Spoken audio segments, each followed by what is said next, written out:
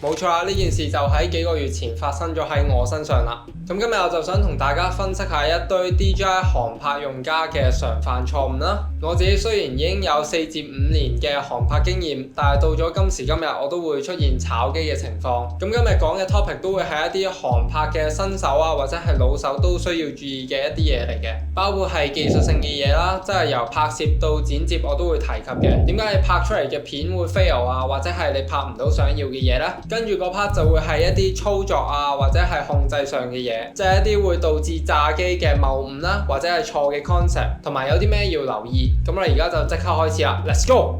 好，首先第一樣嘢就係錯誤曝光啦，或者係用錯快門數值。好多時候我哋拍片都會睇住一個 curve tone 啦，或者係 histogram， 我哋要留意佢嘅左邊即係 shadow 啦，右邊即係 highlight 啦，同埋中間嘅 mid tone。咁我自己嘅做法通常都係將白色嘅位置盡量保留喺中間，甚至係中間偏左，令到自己唔好過曝。另外啦，我哋都要根據翻一個180° shutter rule 啦，喺曝光嘅時候計翻一條數啦，即係我哋平時嗌嘅 double the frame rate。例如你喺拍攝30 fps 影片嘅時候，你就需要將你嘅快門提升至1/60秒。如果你係拍緊60 fps 影片嘅話，咁你就需要將你嘅快門提升至120/1秒，如此類推啦。咁樣做，我哋就可以攞翻一個正確嘅曝光啦，同埋一個自然啲嘅動態模糊啦，就係 motion blur。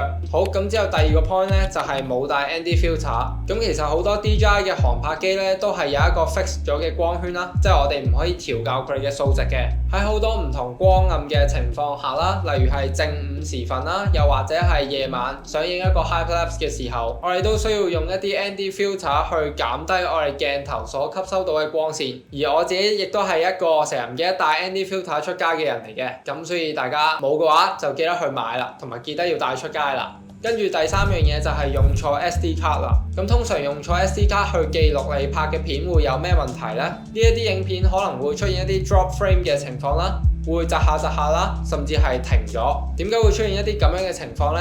其實可能就係你將 SD 卡嘅速度唔夠快，好似我之前咁用 Air 2S 飛嘅時候，因為用咗一張比較慢嘅 SD 卡去拍啦，拍出嚟嘅片就可能會出現一個咁樣斷開咗嘅情況。同時啦，如果我喺 Air 2S 入面拎走咗嗰張 SD 卡，其實佢係唔會俾我拍到 5.4K 最高解像度嘅影片嘅。咁所以大家就要 check 清楚自己用緊嘅嗰張 SD 卡係咪適合你嗰部航拍機啦。跟住就係剪接嘅時候用咗錯誤嘅影片時間軸啦。咁喺我哋剪接嗰陣咧，如果我哋將30 fps 啦或者60 fps 嘅影片放落一個24 fps 嘅 timeline， 當鏡頭有大範圍移動嗰陣咧，影片就可能會出現一啲窒下或者棘下嘅問題啦。雖然係一啲比較細微嘅嘢啦，但係都會影響到我哋成條片嘅觀感，令到佢嘅電影感降低嘅。咁所以大家都要注意呢樣嘢。要解決呢個問題嘅方法，其實就係喺拍攝嘅時候選擇翻正確嘅 frame rate 啦。例如將24 fps 嘅 footage 放入一個24 fps 嘅 timeline 裏面。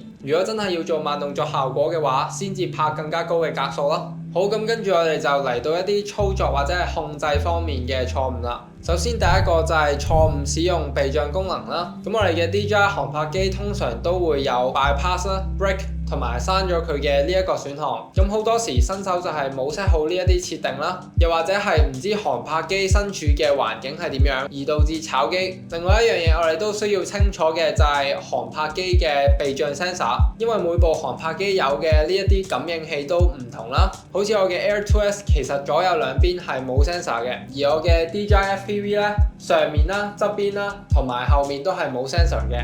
咁所以呢一啲就係我要注意嘅位置啦。咁有一樣嘢我覺得好緊要嘅咧，就係呢一個緊急剎停掣啦。喺部分嘅 DJI 航拍機其實都有呢一個功能嘅，只要撳一撳佢，其實你就可以即時剎停航拍機噶啦。咁相信如果我早啲知道有呢一個掣嘅存在呢，我應該慳翻好幾千蚊噶啦。好，咁再之後嘅呢，就係開啟 Sport Mode 去加長拍攝嘅時間。呢個其實係一個錯嘅 concept 啦。雖然開咗 Sport Mode 係可以令到我哋航拍機喺點到點飛行嘅時候更加快。表面上睇係好似多咗時間去拍攝，但其實開啟 Sport Mode 會令到我哋航拍嘅耗電速度更加快啦。變相其實係減少咗我哋實際拍攝嘅時間嘅。咁所以呢一個謬誤大家一定要搞清楚。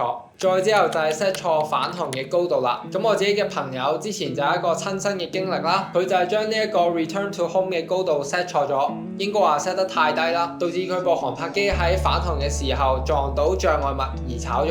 咁其實我哋嘅 RTH 高度都要 set 翻一個指定嘅數目，而我自己平時就會將佢 set 喺大約120 meters 左右啦，因為我平時都經常會喺城市啊一啲高樓大廈之間穿插去飛行，萬一斷咗線，如果喺自動返航嘅時候高度太低咧，就可能會好容易發生危險啦。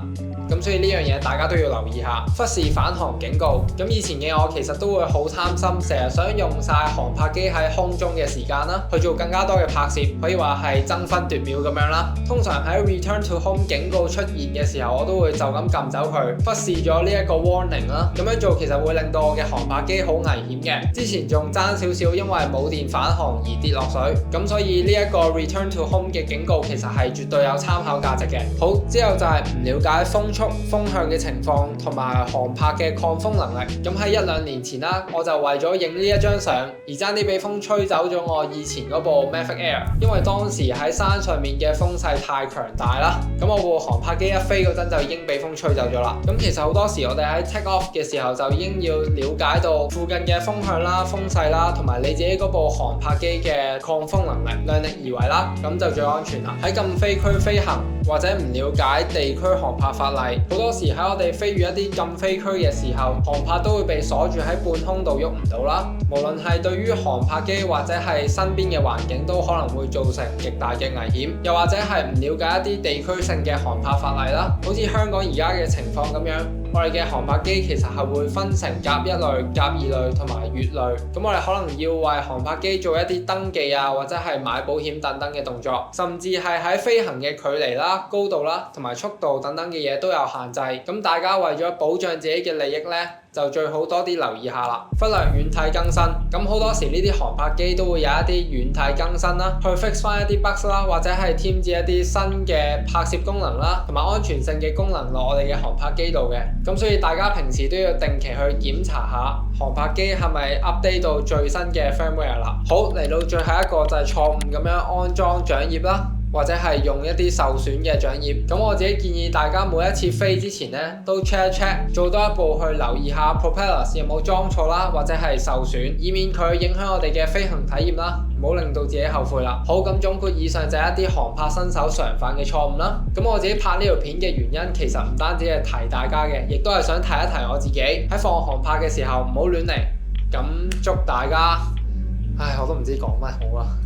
咁希望呢一條 video 幫到大家啦，嚟緊我都會有更加多嘅作品推出啦。如果大家有興趣嘅，就密切留意住呢一個 channel 啦。我哋下條片再見，peace。